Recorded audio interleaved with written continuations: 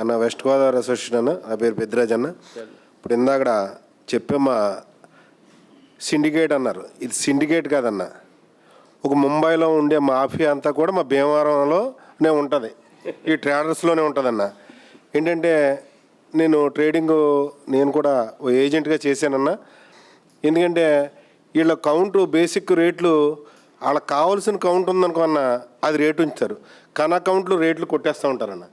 ఇప్పుడు ఎలా ఉందంటే 50 కౌంట్ ఉందన్న, 50 నుంచి 52 వరకే 2 పదులు వేరియేషన్ తీస్తున్నారన్న.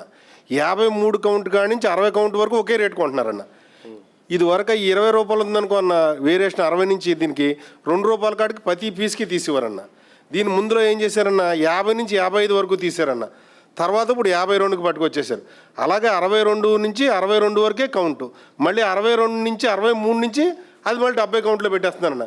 వేరియేషన్ కూడా 10 రూపాయలు పెట్టి 90 నుంచి 91, 92 కౌంట్ వస్తుంది, అది రూపాయి వేరియేషన్, అది కూడా 2 పీసులని 5 రూపాయలు పెట్టేస్తానన్న. 92 నుంచి 93 నుంచి మళ్ళీ 100 కౌంట్ వరకు ఒకే రేట్ అన్న. ఈ రకమైన మాఫియా అన్నది ఎక్కడున్నదంటే భీమవరంలోనే ఉన్నదన్న. ఇది చాలా దారుణమైన విషయంలో పోతున్నాం అన్న. ఈ ఫీడ్ కంపెనీలని గవర్నమెంట్ నుంచి 5 రూపాయలు తగ్గించమన్నారన్న.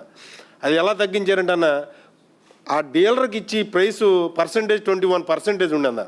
ఆ పర్సంటేజ్ని డీలర్కి 15% చేసి మేము 5 రూపాయలు తగ్గించామని చెప్పని దాన్ని కూడా ఎలా బూచుకొని చూపించారంటే అన్న, అది ఇంత దారుణమైన ప్రభుత్వం చరిత్రలో చూడలేదన్న. అది రైతుల పక్షాన రైతులు ఆలోచించుకుంటున్నారు, ఏం మాట అంటున్నారు అన్నది మాకు అర్థమవుతుంది. కానీ అన్న ఈరోజు అంటే కడుపు మండిపోతుంది.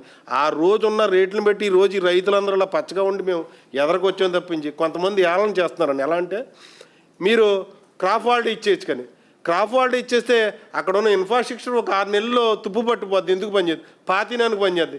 అస్సాం, ఒరిస్సా, జార్ఖండ్ నుంచి ఈరోజు వలస స్కూళ్ళు ఎంతో వచ్చి పనిచేస్తున్నారన్న.